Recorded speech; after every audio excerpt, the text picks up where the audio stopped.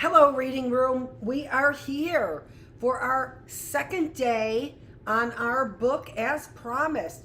So, we are kind of giving you a little bit of a heads up on what our next book is going to be. And likely the next book is going to be, after this one, is going to be Robert Comer. I'm going to find out a little bit.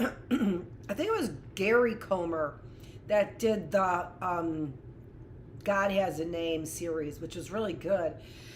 But I don't know anything about, whatever. Tunes for Bears to Dance to. So I think this is going to be our next book for young readers after we get through some really heady information, scientific information on what they think about God. What was I thinking about just right before I got on here? And I was like, oh, I'll remember it. And then I didn't.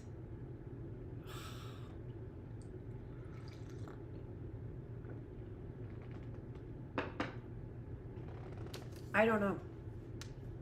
I think I might remember it. We're still on the introduction, but we will get to chapter 1, and there's chapter 1 listed right up there. I can't see it. Toward a new field of science. Joining science research with humility theology can be the foundation for a new field of science that seeks to learn new aspects of the Creator, spiritual information, by studying the deeper aspects of nature and proposing new concepts to be verified or falsified. The list of subjects for scientific study could include the following.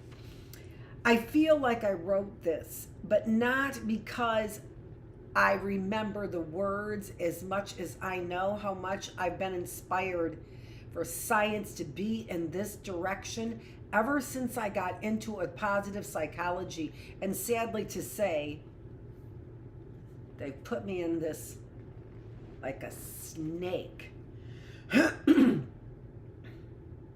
But I'm okay. Further evidence for purpose. I was thinking about that. Was that it? It could be. Yeah. And it would be for me number 1. Explanations for the comprehensibility, at least in part, of nature. Yeah. Nice, Dawkins. You throw out some stupid theory that nobody's really buying into. When you look at all the loose ends, you turn your back and say, that's not what we're studying. How about the comprehensibility of nature?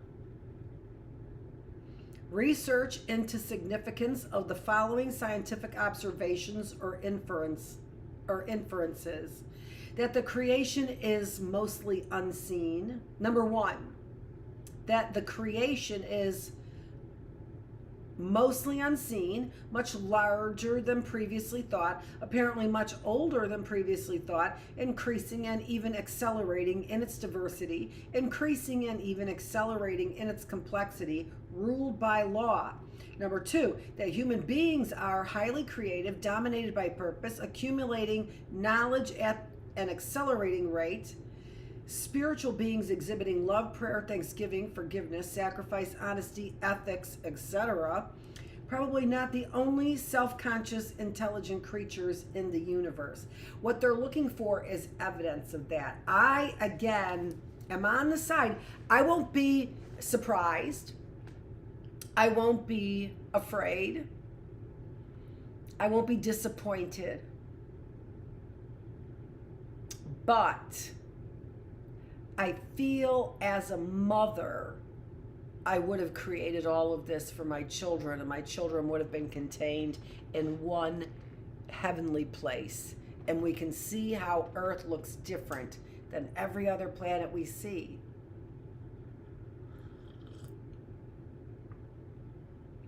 And all the rest of it that we see seems to be a spectacle of delight, right? You know, just trying to stay in step with these poets. Holy guacamole. It is my hope that John Templeton Foundation will make a significant contribution to this spiritual quest through science. The Foundation's involvement has been described most recently in The Humble Approach, published in a revised and expanded edition in 1995 as follows. To aid in this new search for truth, the John Templeton Foundation, Inc. of America and the Templeton Foundation in other nations have expanded in scope with the formation of a Center for the Study of Human Theology with the view to promoting progress in religious thinking. The center has been named the Human Theology Information Center and has two of its major components, a series of research programs and an advisory board of prominent scientists and theologians interested in progress in religious thinking. Where's my call? That's what I've been asking. Where is my call? A list of the current advisory board can be found at the end of this book. Let's just look at that. Oh, we already did. Elizabeth Peel Allen, Professor Francisco J. Ayala. No, we did not. Dr. Ian G. Barber, Dr. Herbert Benson, Dr. Keith G. Briscoe. We looked at this in that they were all from the United States except for the one from Canada in North America. And then the other representation was Europe, I believe. Dr. Freeman J. Dyson, Dr. Lyndon Eves, Dr. Diana L. Eck, Professor Owen Gingerich, Kenneth S. Gingerich. Say it. And let me look at his face. Dr. Philip Hefner, Dr. Robert Herman, so I've said this about these, Dr. Harold Koenig, Dr. David Larson. I know Larson's in that book, in that thesis on Virginia, University of Virginia, and ethics, and eugenics, sorry.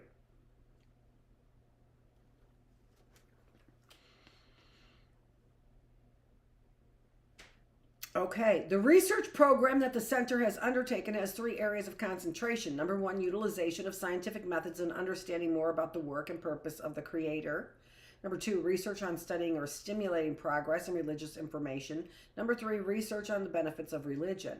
Examples of projects initiated by the center include bibliographic surveys of work by scientists on spiritual subjects, programs to assess the extent of teaching of university and college courses on science and religion together, and to stimulate courses emphasizing progress in religion, training modules on religion and on psychiatry that illustrates the extent to which spiritual factors may influence clinical therapy.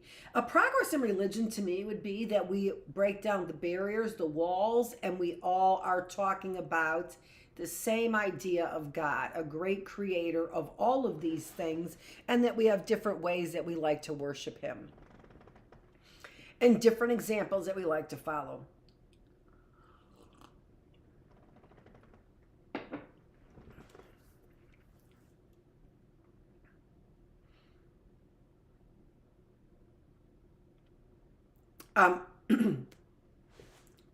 I might have read this. I think I did. Training modules on religion and on psychiatry that illustrates the extent to which spiritual factors may influence clinical therapy. Programs to encourage scientists and theologians to publish papers on humility theology. Programs of lectures on the relationship between science and theology presented at universities and colleges in North America and Europe, and more recently at large churches in the United States. It is the Foundation's hope that these questions concerning God's ultimate relation to the visible world may promote greater interest on the part of scholars, researchers. How about greater interest on the part of God? How about doing these things so we might have a greater interest on the part of God? We've got great interest in scientists and theologians. Their interest is to ignore the question. So we've got their answer. How about we create a world where there is greater interest from God? Can we rest on that profoundness? Un momento.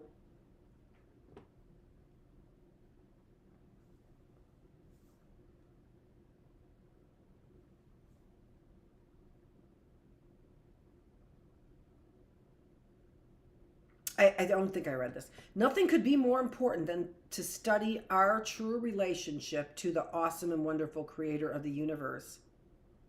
And nothing else that he wanted. And he is separating the wheat from the chaff in order to have those people who understand him and want to know more. For my own part, I continue to ask God, as I have in my daily prayers for the past 10 years, to open my mind and heart more fully to receive thy unlimited love and wisdom, and to radiate these to thy other children.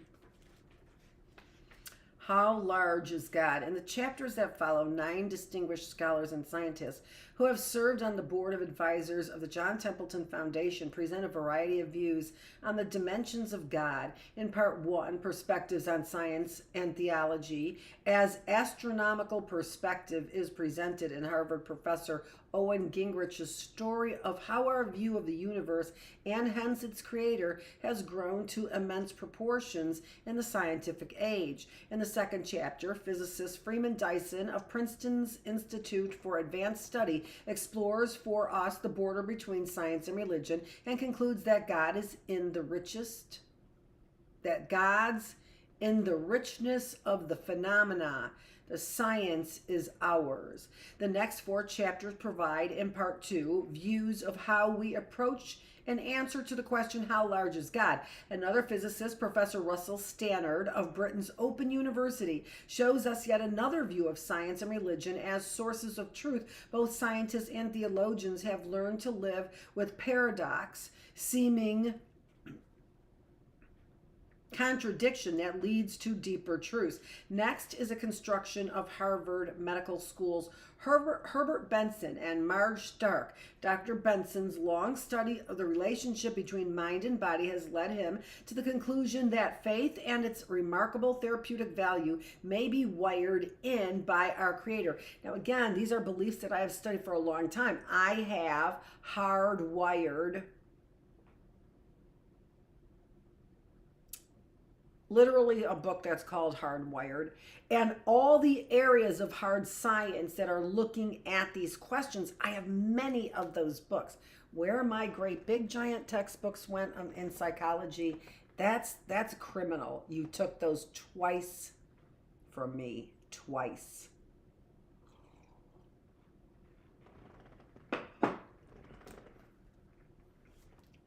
You know who you are and where you come from. My colon.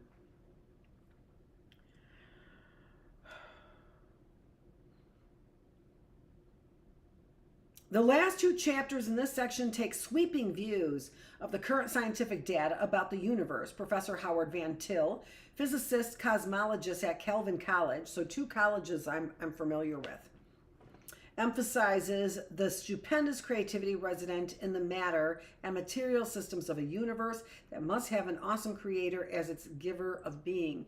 Physicist and theologian Robert J. Russell, director of the Center for Theology and the Natural Sciences and professor of theology and science in residence at the Graduate Theology Union in Berkeley, provides deep insights from Big Bang cosmology and from the nature of mathematical infinity about the God who infinitely transcends infinity. And these are the people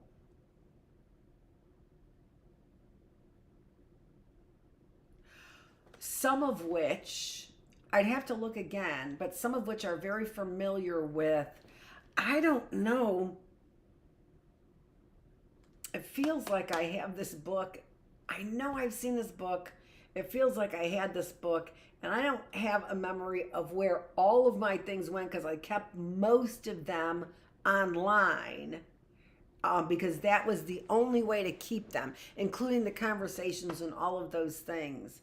But these are people from Discovery Institute, or at the very, very least, people who are connected to the people at Discovery Institute. This is the science behind the Discovery Institute, if not the same theological path, if you know what I'm saying, or, in quotes, religion.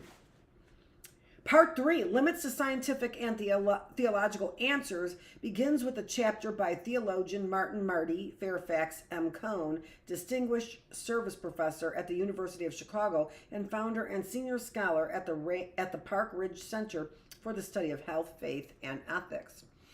His burden is to explore the predicament theologians and humanists face and trying to make meaningful scientific statements when the language of science is mathematics and the essential feature is quantification. Next, physicist astronomer John Barrow of the Astronomy Center at the University of Sussex adds a chapter on the limitations scientists face in arriving at anything remotely resembling ultimate answers. He concludes there are intertwined logical structures that underwrite the nature of reality. Finally, the last chapter by biochemist Robert Herman on the faculty in chemistry at Gordon College provides several examples from current science on the elusive nature of ultimate reality.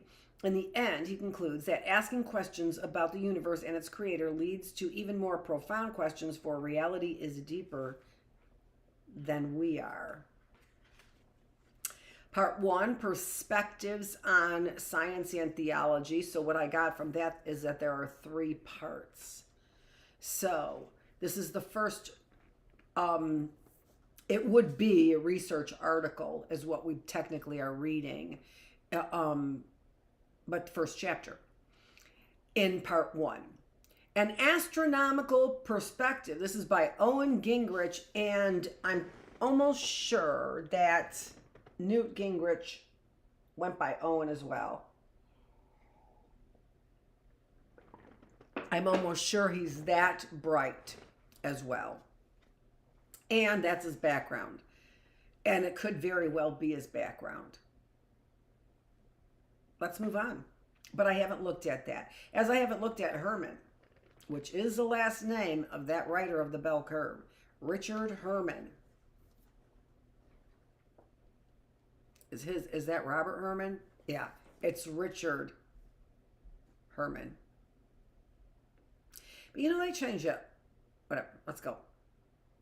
The human scale. Once upon a time, all the world spoke a single language and used the same words. As men journeyed to the east, they came upon a plain in the land of Shinar and settled there. They said to one another, "Come, let us mold bricks and burn them hard." Then they said, "Come, let us build ourselves a city and a tower with its top in the heavens and make a name for ourselves." Genesis 11, chapters 1 through 4. I'm sorry, verses 1 through 4. Genesis chapter 11, verses 1 through 4. I'm like, what? That's chapter 1? What? Whatever the implications of the Genesis story for the clash of rural versus urban life, the image of the world's first skyscraper remains a vivid vignette. What inspired the text was not monumental architecture in Babylon, which came several centuries after this part of Genesis was first written, but a prior Akkadian literary tradition that reads, "The first year they molded its bricks, and when the second year arrived, they raised the head of Esagila toward Apsu." That is toward the unbounded heavens. There is a, they're using notes or superscripts, right? So that Genesis was 11, 1 through 4, abridged from the New English Bible. And then, was that number 2? Yeah. That quote number 2 came from, according to E.A. Spicer, former chairman of the Department of Oriental Antiquities at the University of Pennsylvania, Apsu is, among other things, a poetic term for the boundless expanse of the sky. The Anchor Bible, Genesis, Garden City, New York, Doubleday, 1964, page 75.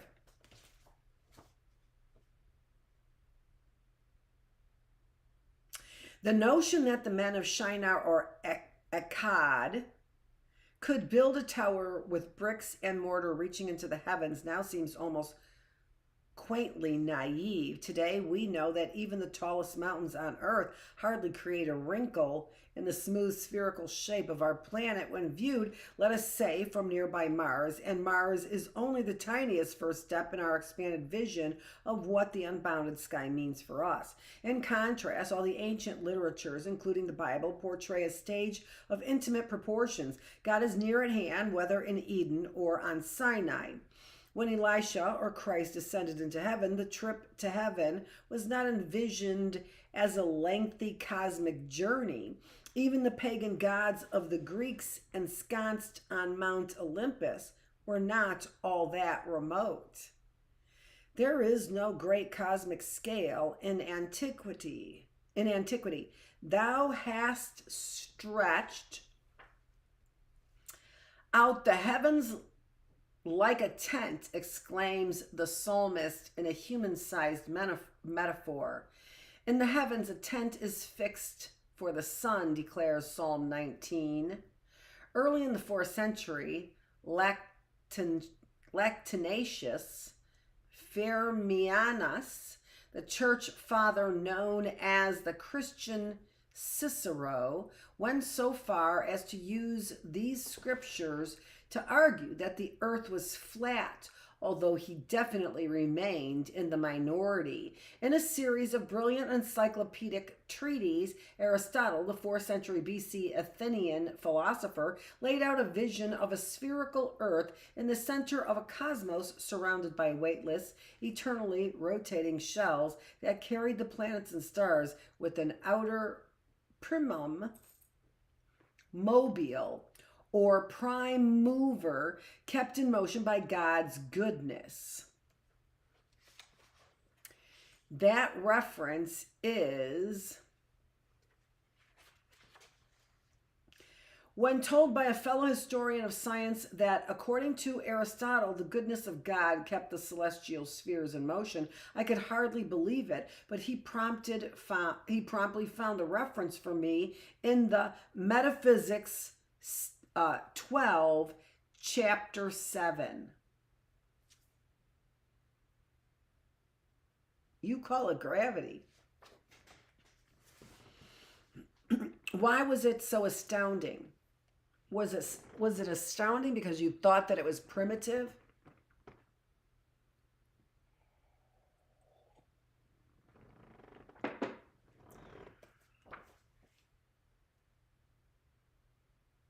As for the details of the motions or the dimensions of the spheres, Aristotle had hardly any information. The contrast between De Coelho or his Metaphysics and the thoroughly numerical treatise by the Alexandrian astronomer Claudius Ptolemy around 150 AD is truly striking.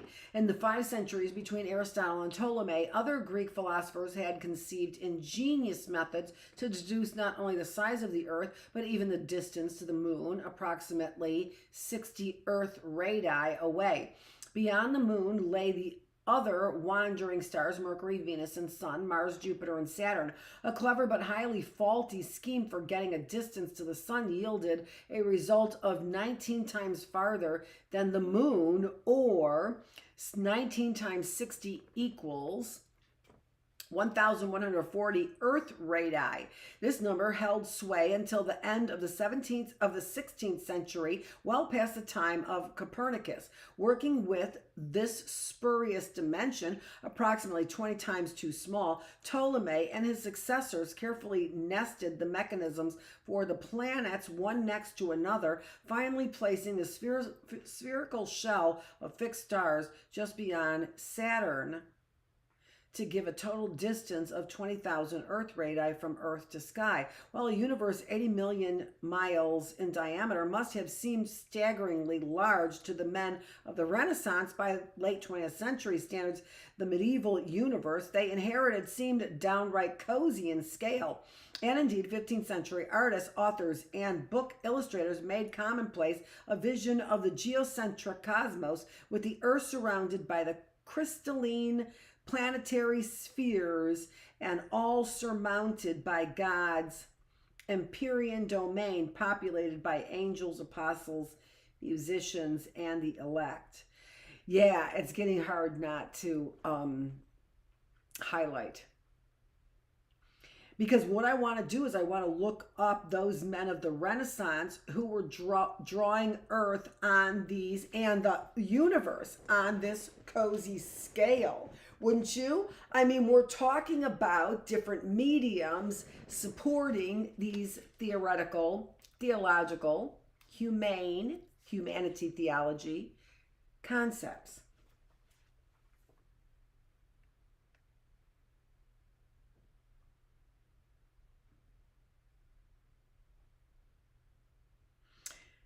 And indeed, 15th century artists, authors, and book illustrators made commonplace a vision of the geometric cosmos, with the Earth surrounded by crystalline planetary spheres and all surrounded by God's empyrean domain, populated by angels, apostles, musicians, and the elect. Among the notable images of the genre was a woodblock by Michael Wohlmuth, assisted by the young apprentice L. Bright Durer, that appears as a full-page display in the well-illustrated Nuremberg Chronicle, the great coffee table book of 1493. See Figure 1.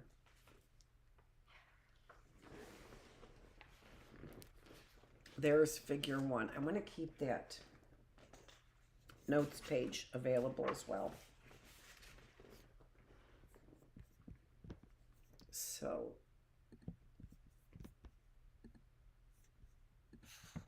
here's Figure 1. Okay, so let's say that again. This is the well-illustrated Nuremberg Chronicle, the great coffee table book of 1493. A similar image, Piero di Puccio's wall-sized fresco, is found in the Camposanto next to the cathedral and learning tower in Pisa, and leaning tower in Pisa. And yet another, Giovanni di Paolo's small oil painting, is today in the Lehman collection at the Metropolis Museum of Art. These Christianized versions of the Aristotelian, I sometimes get those accents wrong on that word, cosmos had become well established as the Western view of sacred geography in the early 1500s. As for Columbus, there was no need for him to argue at the Spanish court that the world was round. That much was already granted, and the recovery of Aristotelian text in the 14th century had reinforced the arguments for a spherical Earth. Instead, Columbus's famous quarrel with the clerics and scholars of the University of Salamanca had to do with the size of the Earth. Ironically, his error in badly underestimating the Earth's circumference made his voyage seem feasible, and to the end of his life, Columbus was unwilling to admit that he had not sailed all the way to the Orient. The Spanish scholars were pretty nearly right about the size of the Earth, and they, knowing the formidable distance west to Japan, definitely would not have made the trip. While Columbus did not directly reset the dimensions of the world, the startling newness of his discoveries and the realization that the ancients' knowledge was enormously incomplete helped open Western Christendom to fresh ways of thinking that eventually led to a complete rescaling of the universe. How interesting. I hope you find this interesting. The astronomical scale. The century following the fall of Constantinople in 1453 brought immense changes to Western civilization and Western Christendom. These included the rise of printing, the voyages of exploration, and the discovery of the New World, and the Protestant Reformation. And they also included, like a time bomb ticking away, the publication in 1543 of Nicholas Copernicus's De Revolutionibus Orbium Coelestium. I thought Latin wasn't a language. I don't know, comprendo. Published only days before his death, Copernicus's book made relatively little splash in intellectual circles, despite its radical reworking of the sacred geography. The Polish astronomer took Earth out of its time-honored central position and proposed that it traveled swiftly around the sun in an annual orbit. But the book was almost universally viewed merely as a geometrical scheme, not necessarily true nor even probable. As an astronomer introduction put it, you may have heard about the hypothesis in this book and are concerned that all of liberal arts are about to be thrown into confusion. But don't worry about it. A philosopher will seek the truth, but an astronomer will just take what is simplest. So don't expect to find truth here, lest you leave a greater fool than when you enter. That's the end of the quote. This warning and disclaimer has been silently added by Andreas Osiander, the Lutheran clergyman who served as proofreader for the book,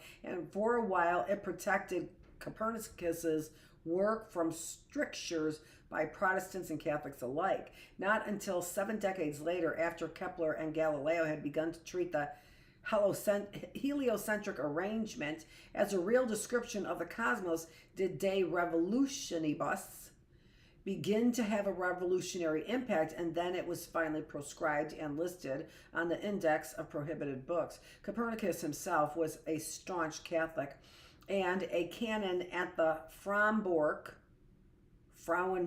Cathedral in the northernmost diocese of Poland. Undoubtedly, he worried about potential objections from churchmen and had settled comfortably into an Aristotelian view of the earth and heavens, and this may have contributed to his reluctance to publish his manuscript. But to forestall criticism from ecclesiastical quarters, he included in his dedicatory letter to the Pope that mathematics is for mathematicians, implying that technical astronomy for astronomers was not clerics or theologians. When Copernicus proposed his heliocentric theory, he knew that objections could be raised because of the lack of a tiny observed annual parallactic motion of the stars, which would be caused by the motion of the Earth. And it's interesting, heliocentric and Hellenistic, how alike those words are. As you're going to hell, Copernicus kind of concepts, if you know what I mean. Copernicus pointed out that the system actually explained for the first time why the so-called annual retrograde motion of Jupiter was smaller than that of Mars, which orbited closer to Earth, and why the retrograde motion of Saturn was less than that of Jupiter. The star's annual motions were still less imperceptible because they were so far away. So vast, without any question, is divine handiwork of the Almighty Creator, end of quote. He declared at the end of his stirring cosmological chapter. Curiously enough, this sentence was specifically marked for censorship when De Revolutionibus was placed on the index. Why excise such a pious statement about the vastness of God's creative powers? Apparently, the inquisitors thought Copernicus's rhetorical flourish had too much of a whiff of reality for a scheme they believed was only hypothetical. Copernicus, like Aristarchus,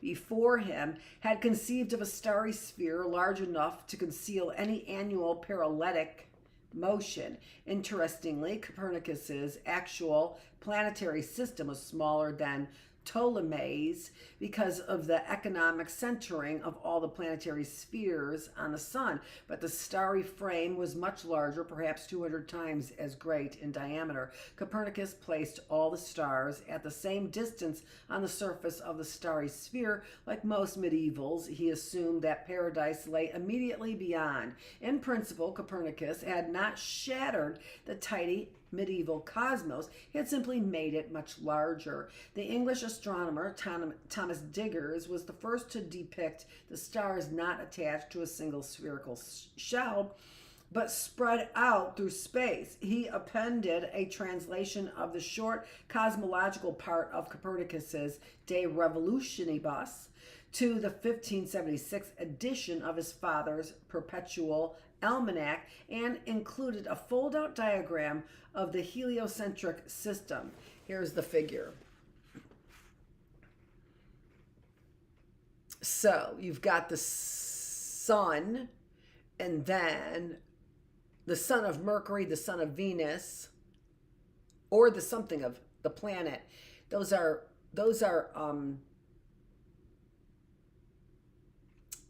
not in English, although this is here. Infinitely versus extendedly hit self in altitude, spherical, and therefore immovable, the palace of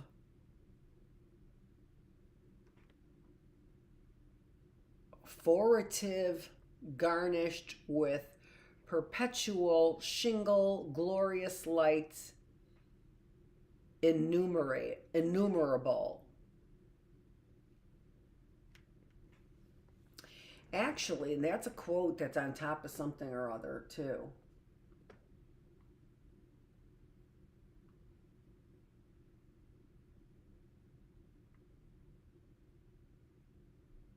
It's interesting. I can't read it all. I'm stumbling through it, so I'll let you take a peek at it and turn on the or change lighting. You know what I'm trying to say?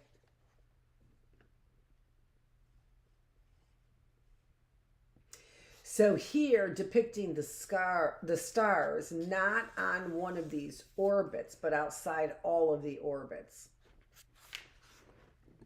So, interesting. I think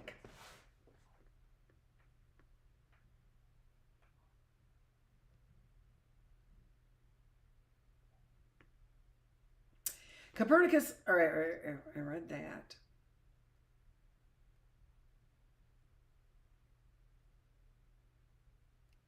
All right. How did Diges cope with the divine geography of heaven? He labeled his stars the orbi of stares fixed, i.e. fixed stars, infinitely up, extendeth, hit self in altitude spherically, and therefore immovable, the palace of Philisti, garnished with perpetual signage, glorious lights, innumerable, far excelling our sun, both in quantity and quality, the very court of coelestial angels, devoid of grief and replenished with perfect, endless joy, the habitacle for the elect. Woo! Okay, so that's note number 4. Leonard Diges a prognostication everlasting. London, 1576. It says FOL 43, whatever the FOL stands for. I'm not sure. And therefore don't know what the 43 refers to. Thus, it was Digges who took the first dramatic step toward an infinite universe, but he nicely accommodated his cosmos to include a place for paradise among the stars themselves, just as the father's earlier diagram of the ancient geocentric system included a label around its outer bound reading, "Here the learned do place the habitacle for the elect." Wow. So that would be the heavens. Not until 6 decades after De Revolutionibus was placed on the index did astronomers begin to get a real clue about how distant the stars really are. Most leading scientists by then accepted the Copernican system as the real arrangement of the planets, despite the lack of any observed annual stellar parallax. In fact, the stars are so distant that the annual angular displacement of the closest ones are similar to the angular size of a dime measured 2 miles away. In the absence of any instruments precise enough to measure such a small quantity, astronomers turn to another method for finding the distance to the stars, which depends on the known geometric diminution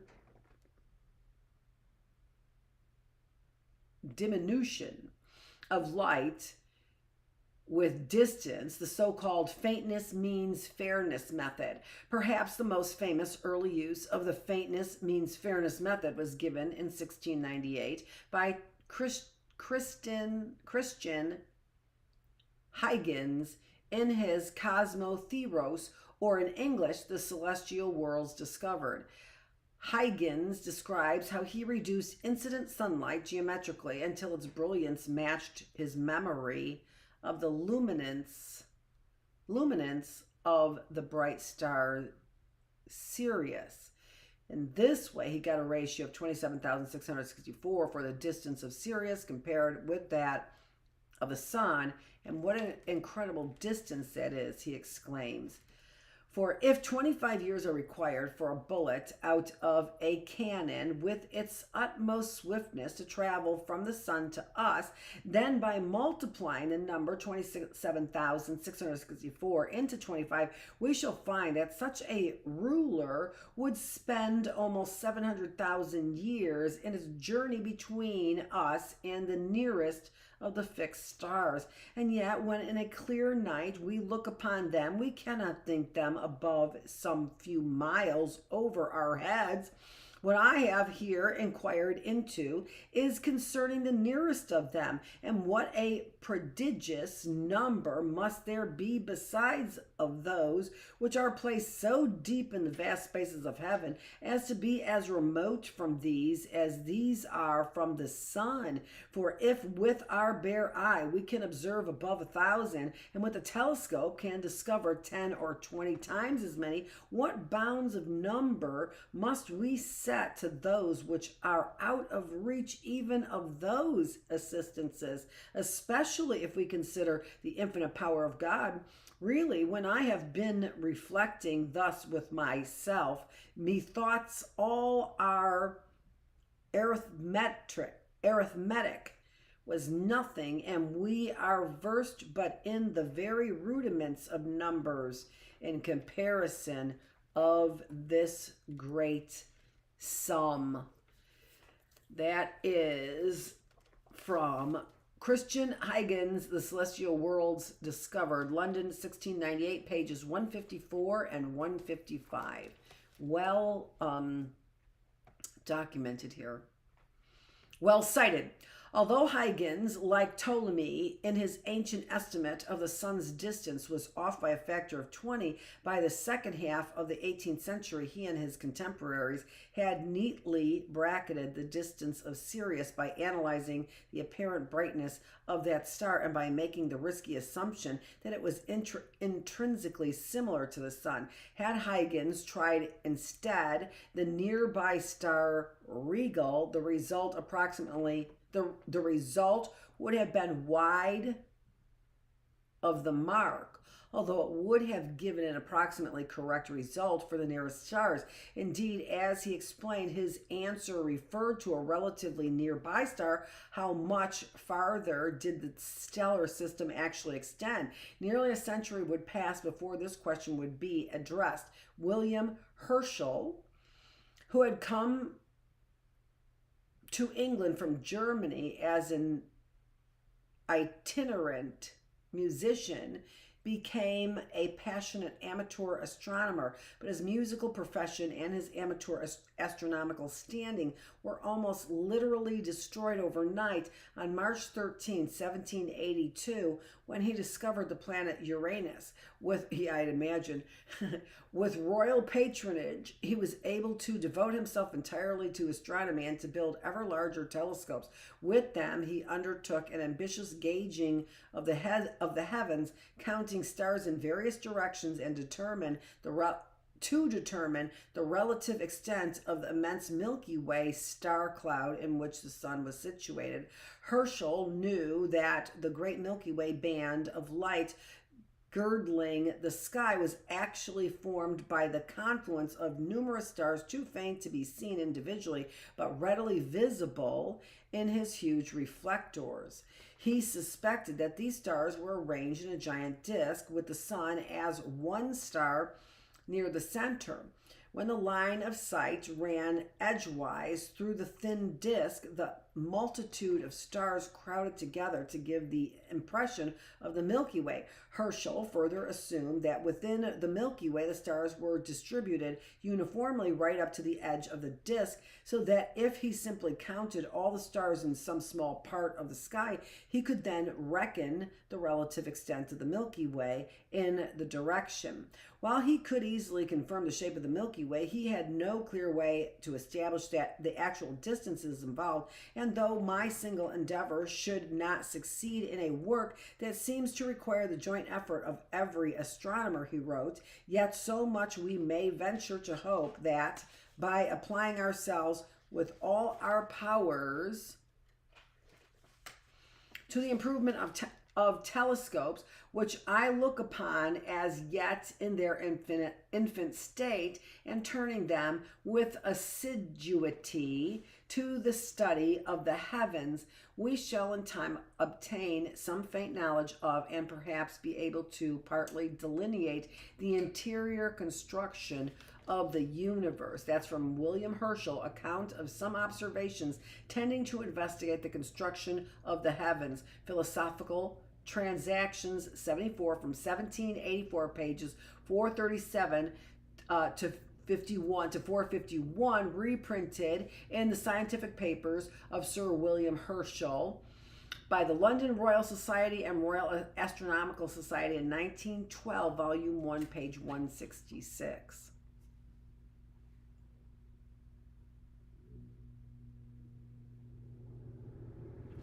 A child of the Enlightenment, Herschel, unlike Isaac Newton, Christian Huygens, and the astronomers before him, did not pause to reflect on the power and creativity of the Almighty.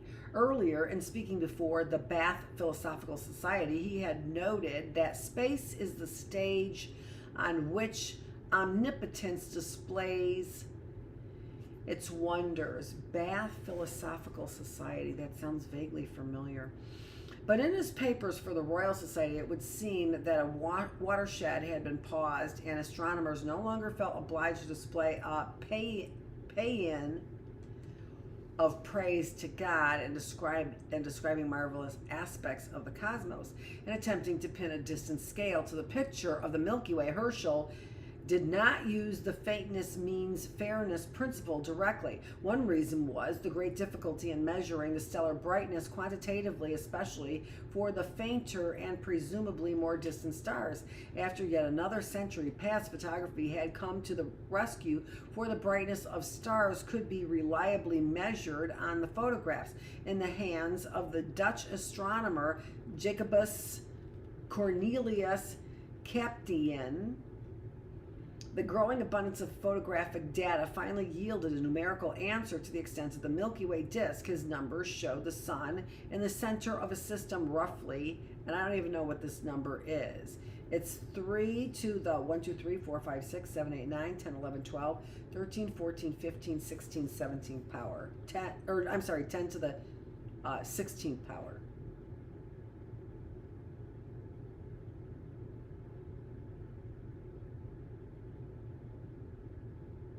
$30 to the 16th power. Kilometers in diameter, an immense size, far beyond anything seriously considered in astronomy before 1900, and a number so large that clearly other units of measurement were required. And then capitalists decided that, hey, let's match our economy to these giant numbers, shall we? Astronomers settled on light years, the distance light travels in a year. This made the Chptian universe 30,000 light years in diameter. By the time Chpt published his final results in 1923, astronomers had already begun to consider still larger distances. In 1918, several researchers had photographed very faint new stars, or nova, in the Andromeda Nebula, a fuzzy but quite faint spiral nebula stretching across 3 degrees of the sky in the constellation Andromeda, that is equivalent to stretching over half the distance between the proper stars of the Big Dipper. If those novae matched those in the Milky Way, this put Andromeda Nebula a million light years away. It would be truly a spiral galaxy, an island universe far beyond the bounds of our Milky Way's disk. At the cutting edge of science, the results are often contradictory and murky, and so it was with the novae in Andromeda Nebula. A much, much brighter nova had been spotted near the nucleus of the nebula in 1885, and if that had been a typical nova like those nearby in the Milky Way, when the Andromeda Nebula would lie much closer in the immediate neighborhood of the Milky Way itself. The confusion was compounded by new results from Harlow Shapley's, a brash young American astronomer working with the world's largest active telescope, a 60-inch reflector on Mount Wilson, just north of Pasadena, California. Quite unexpectedly, Shapley's seemingly unrelated field of research, variable stars in globular clusters, led to a new picture of the Milky Way far different from Herschel's or Chptian's. And once again, the principle of faintness means fairness was intimately involved. The globular clusters, Shapley's chosen topic, are immense congeries of tens of thousands of stars in relatively compact spherical swarms. From the tropics, a few globular clusters can be seen with the naked eye, and from north temperate latitudes, several can be found with a good pair of binoculars. Altogether, the Milky Way includes about 100 globular clusters. Shapley noticed about 30 of these clusters were concentrated in only 5% of the sky near the constellation Sagittarius in the summer southern Milky Way. His challenge was to find their distances. Among the most luminous stars in these globulars are a few that pulsate in brightness with periods ranging from a day or so to a couple of months. They are recognizable as a special type named Cepheid variables after their prototype in the constellation Cepheus. From a dozen relatively nearby Cepheids, Shapley was able to deduce their high intrinsic brightness, and then from the apparent faintness of the examples in several representative globular clusters, he could calculate the fairness of the globulars. The farness, I keep calling it, it's farness. Do I keep calling fairness? I'm not sure. The farness of the globulars. At the time, the results of his measurements seemed quite staggering. The typical cluster seemed to be about 50,000 light years away. Shapley then made the daring conjecture that the globulars were centered about a distant and invisible nucleus of the Milky Way, which lay about 50,000 light years in the direction of Sagittarius. By symmetry considerations, he inferred that the entire Milky Way system was well over 200,000 light years in diameter. Let's see, where are we? All right, I think that that's good for where we're at right now. We are reading about something that could bore me to tears, and my guess is the rest of the book is like that. Nevertheless, I think it is an interesting and a detailed look at our universe that is important and probably interesting for some of those book geeks like those podcasts, Life on Books. This is Dr. Annette Feravich. Thanks so much for joining me here in the classroom where we are on day 2, chapter 1. And we didn't do too bad on the chapter, I don't think, as far as getting through. Let me see. If we have considerably more to get through, we do. We have about as much to get through as we read. Maybe a little bit less. I think we'll start chapter 2 tomorrow. I think that's probably what will happen. Yeah, I think so. Pretty much. Yeah. That sounds right. This is Dr. Annette Feravich. I am here in the classroom. It is day 328, and now I'm exiting the classroom on Wednesday as we got through day number 2 of 3 days on, 4 days off in the classroom, where we think that is one hell of a healthy approach to life, to making our minds, our bodies, and our spirits function in the most functional way. Thanks for joining me.